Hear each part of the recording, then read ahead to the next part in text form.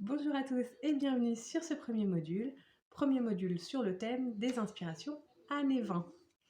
J'espère que vous allez bien, j'espère que vous allez bien vous amuser avec moi. En tous les cas, merci d'avoir acheté ce module. Et puis, on est parti.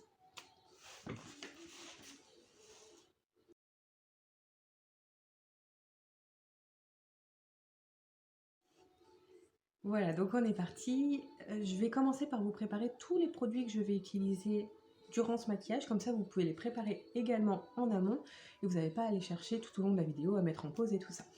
Donc, je vous montre, je vous fais un petit carton avec tous les produits que j'aurai utilisés en amont.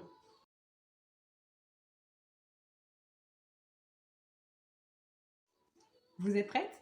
Alors c'est parti. Alors il faut savoir que j'ai déjà préparé ma peau en amont. Pour cette vidéo, c'était pas forcément nécessaire de vous montrer ma routine de début. Donc j'ai déjà hydraté ma peau, mon sérum, ma crème contour des yeux, pour pas venir nourrir ma peau avec mon fond de teint et plutôt avec des produits hydratants. Voilà. Donc ce qu'on va faire, c'est que je vais commencer par m'attacher les cheveux. Ça m'évitera de les toucher tout le long de la vidéo et de les avoir dans les yeux. Hop, une petite pince. Voilà, c'est parfait.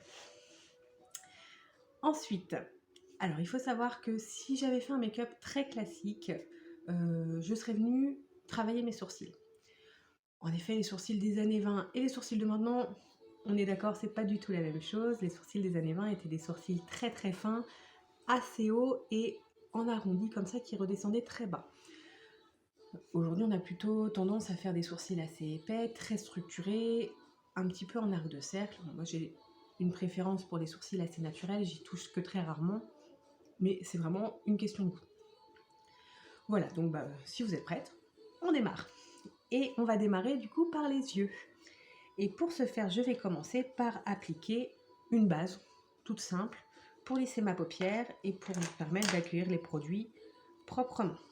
Donc, je vous montre la base que j'utilise. Alors ici, c'est celle de Younique. C'est une base. Hein. Celle-ci est très très bien.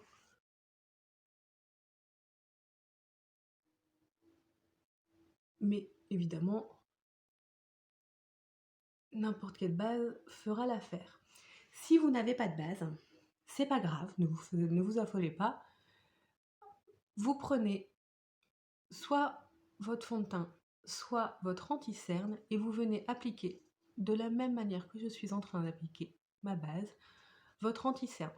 Ça va vous permettre d'unifier votre paupière, de la lisser et d'accrocher les produits que vous allez mettre par la suite.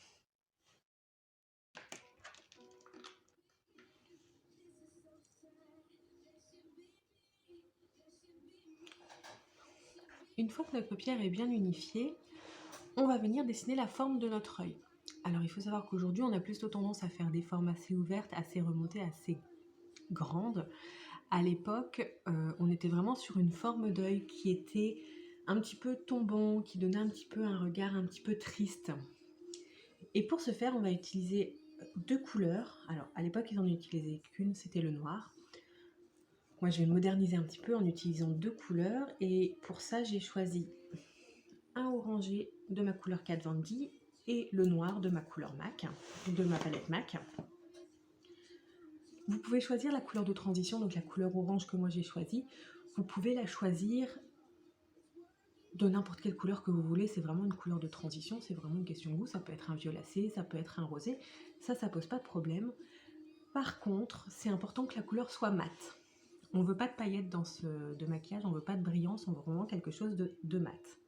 Donc, on prend avec un petit pinceau comme ça, sa couleur de transition, et on va venir l'appliquer à l'intérieur de l'œil, et on va remonter pratiquement jusqu'en haut du sourcil, et une fois qu'on est arrivé en haut du sourcil, on va faire la liaison avec le coin externe de l'œil,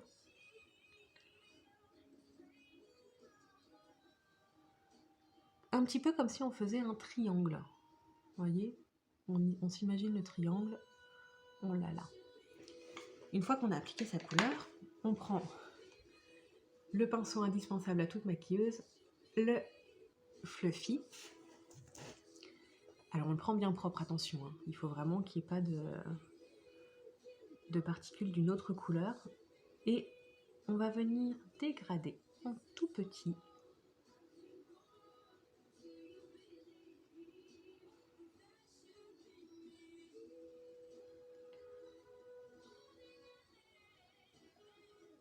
sa couleur de transition.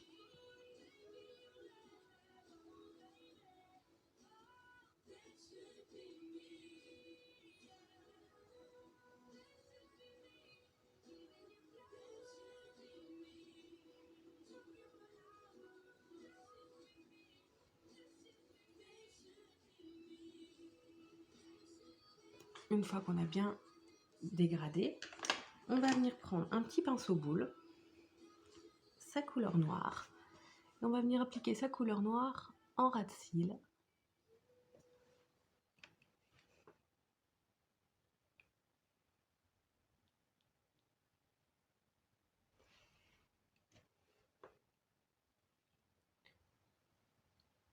Et au coin interne de son œil.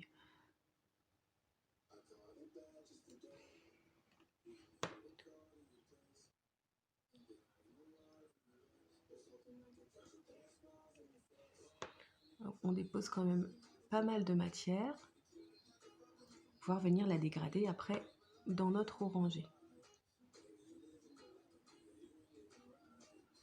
Une fois que la matière est posée, on reprend son pinceau fluffy et on va venir flouter. On va venir dégrader sa matière dans le orangé. Parce qu'on veut vraiment que ça se fonde dans la couleur orangée. Donc on n'hésite pas, on prend son temps.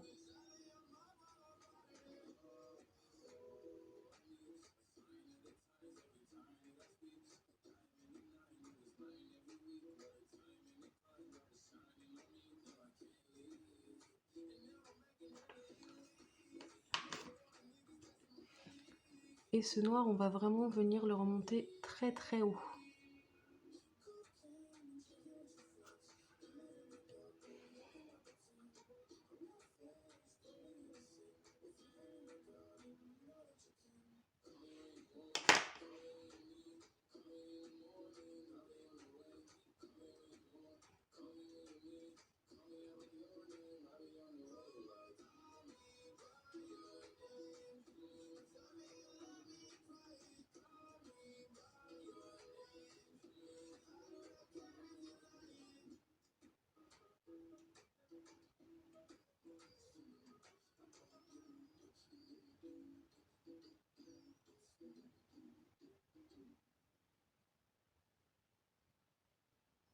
Et quand on a fait ça, on fait l'autre œil.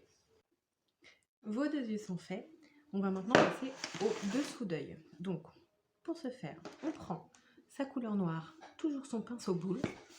On va venir tirer sur son œil et on va vraiment en ras de cils venir déposer de la matière.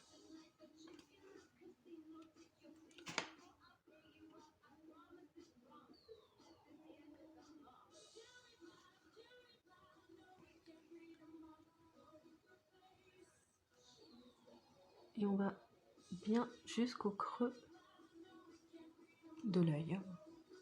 On prend son pinceau fluffy et on vient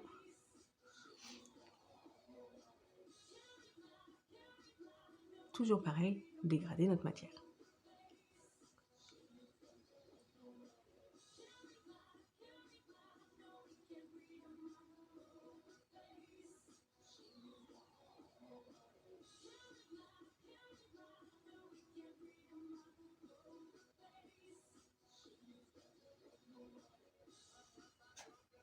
On fait l'autre œil.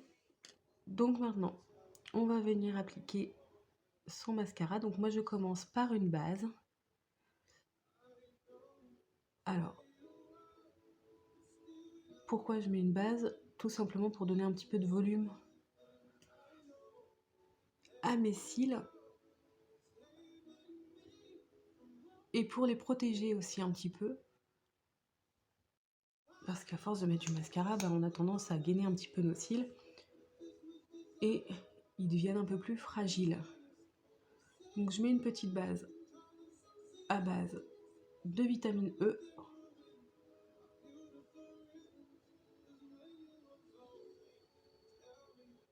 pour nourrir, protéger mes cils et leur donner un petit peu plus de volume. Je laisse sécher 30 secondes et je viens appliquer mon mascara noir.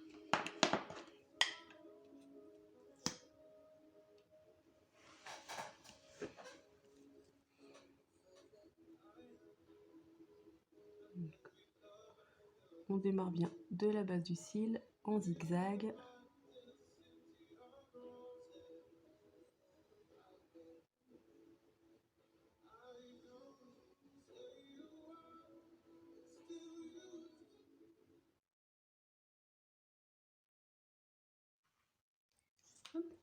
Et là, je vais venir ajouter une petite touche perso que je trouve toujours très jolie. Je vais prendre un petit pinceau plat, des paillettes. Alors là, je les ai pris roses, vous pouvez les prendre blanches, dorées, c'est vraiment comme vous voulez. Et je vais vraiment venir les appliquer, vous voyez. Je vais venir les déposer sur la pointe du sourcil. Et vous voyez, c'est très subtil, ça se voit pas tout le temps. Et ça fait un petit peu comme si on avait des petites perles de rosée qui étaient venues se déposer sur nos pointes de cils. Et moi, je trouve ça très joli et je trouve que ça termine un petit peu le maquillage de l'œil.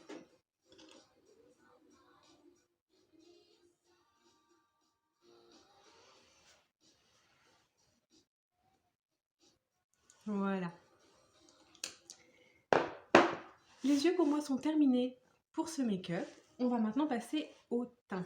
Alors, le teint c'était vraiment quelque chose à l'époque d'assez clair, d'assez poudré, d'assez plâtré. Donc c'était des teints très épais, on va pas faire un teint aussi épais, par contre on va le garder bien clair et bien poudré quand même, pour avoir un côté bien mat. Donc je vais prendre mon fond de teint. Alors là j'ai pris le Water Blend de Make Up For Ever. Prenez votre fond de teint habituel, hein. Achetez pas un fond de teint exprès pour ça. Et vous voyez, on va vraiment venir tapoter. On essaye de pas trop étaler la matière pour avoir vraiment ce côté très uniforme et très couvrant. Alors en plus moi j'ai beaucoup de rougeur, donc on n'hésite pas. Et on passe aussi sur sa bouche. Vous comprendrez pourquoi après.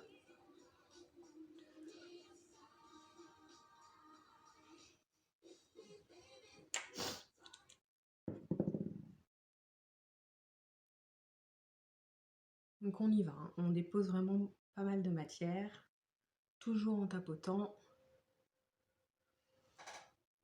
On vient bien en dessous de l'œil. Ça permet de rattraper aussi un petit peu les éventuelles bavures qu'on a pu faire avec notre maquillage des yeux. Vous voyez la différence, hein.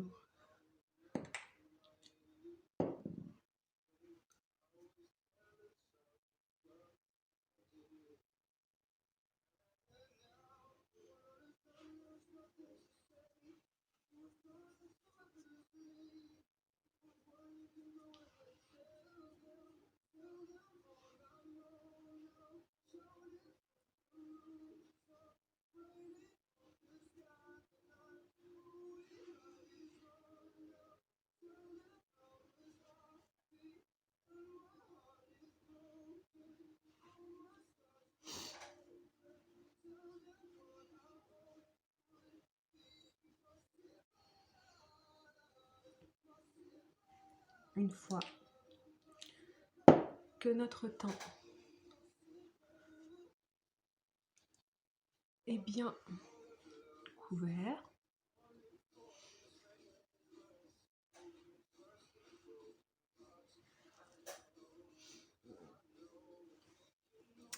on va venir prendre notre poudre libre. Alors, la préférez-la vraiment libre, tout simplement parce que vous allez pouvoir appliquer une couche un peu plus épaisse. Le mieux, c'est de venir poudrer avec une houppette pour avoir vraiment un côté très plâtré finalement, comme le veut le make-up des années 20. Et là où aujourd'hui on essaye de faire des make-up un peu plus glowy, un peu plus légers, là on va vraiment venir poudrer l'intégralité de notre teint. Hop, on veut qu'il n'y ait plus aucune brillance. Donc on y va, on n'hésite pas, on poudre.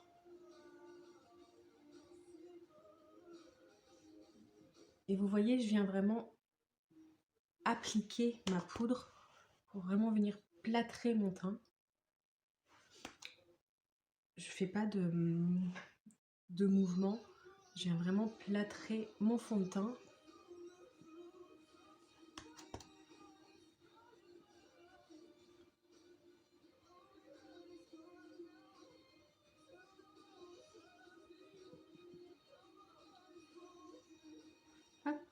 Alors je vais quand même venir enlever l'excédent, hein, on est quand même en 2020.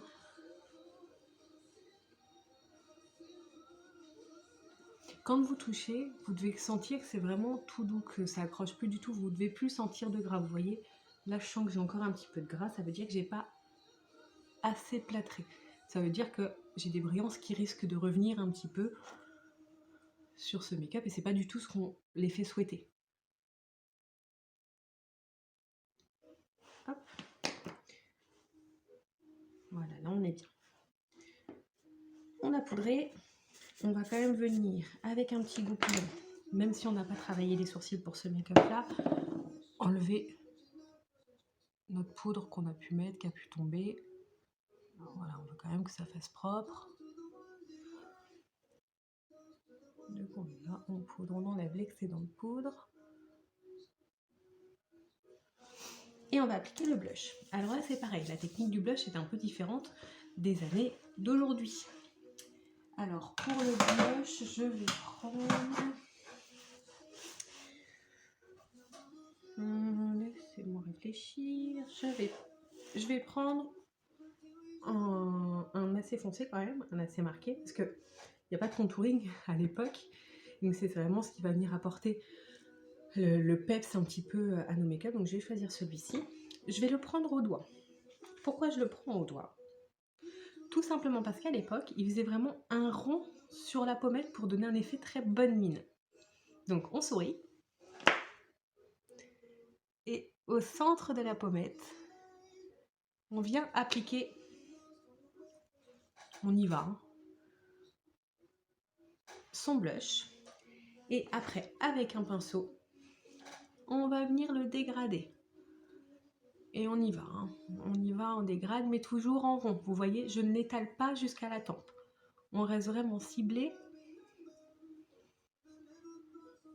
sur la pommette.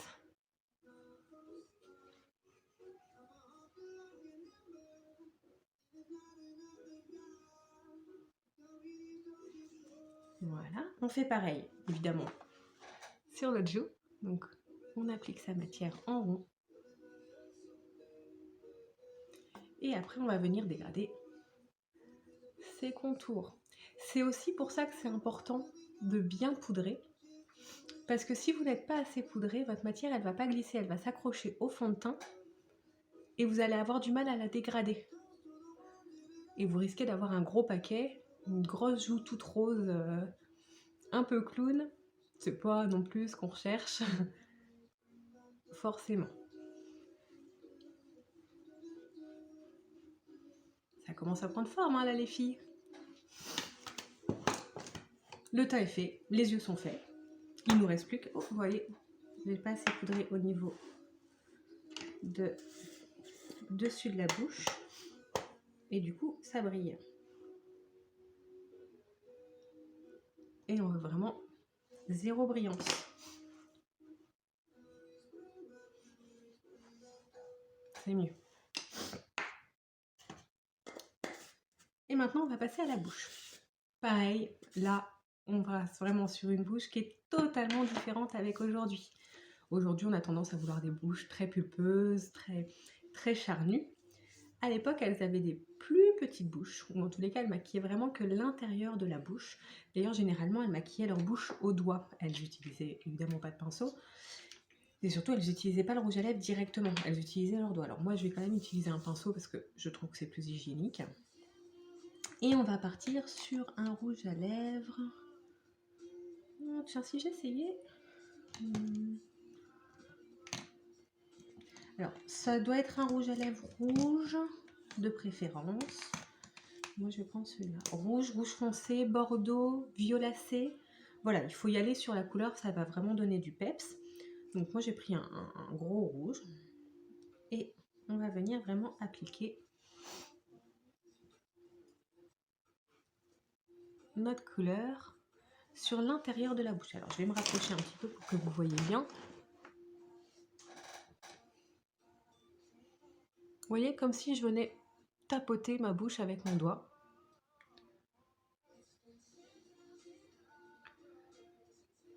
Et je ne vais pas jusqu'aux commissures. Je me concentre vraiment sur l'intérieur de ma bouche.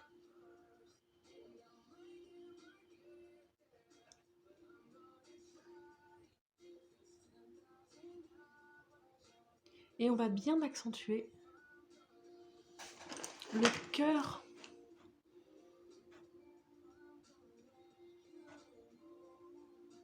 ici de la lèvre. Un peu comme si du coup on avait une bouche en cœur.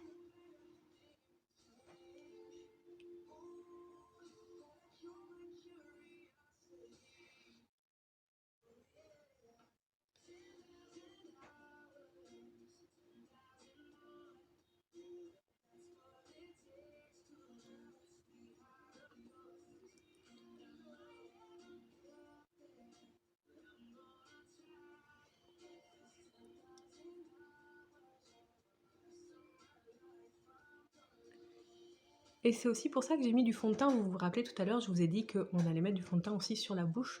C'est un peu pour l'effacer, vous voyez, elle disparaît un petit peu.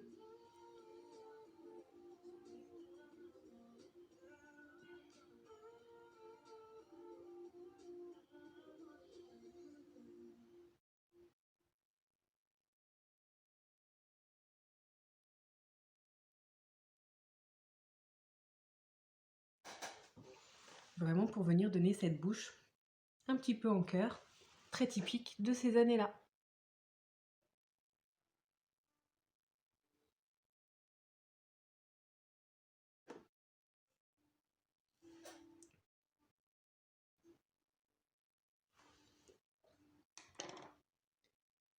Tadam! Bon, je rigole, mais voilà. Là, on est vraiment sur un make-up qui est quand même fort ressemblant avec un make-up des années 20. Alors, avec ma coiffure, c'est pas forcément hyper frappant. Vous allez voir, je vais faire une petite coiffure. Là, je vais vous mettre une petite transition. Je vais vous faire une petite coiffure en vitesse pour vous donner un aperçu un peu plus années 20. Donc, à tout de suite! Et voilà le résultat final. Bon, j'ai vraiment fait une petite coiffure en vitesse pour vous donner un aperçu un peu plus général. Vous voyez que on est vraiment là, on est prêt pour le Charleston, on est prêt pour la prohibition. C'est parti, super, on part en soirée. Voilà, donc j'espère que ce tuto vous a plu. J'espère que vous avez appris des choses. Surtout, n'hésitez pas à venir me voir en MP si vous avez des questions. Je suis là pour y répondre, il n'y aura vraiment aucun souci, hein, donc vraiment n'hésitez pas. Merci d'avoir acheté ce module. Et puis j'espère vous revoir bientôt sur un prochain tuto. Qui sait, peut-être qu'on partira à Pearl Harbor ou peut-être qu'on partira dans les années 1900. On verra si on devient une reine, on verra bien. Je ne sais pas encore quel tuto je ferai la prochaine fois, mais voilà, j'espère qu'en tous les cas, celui-là vous a plu. Merci beaucoup et puis à très vite.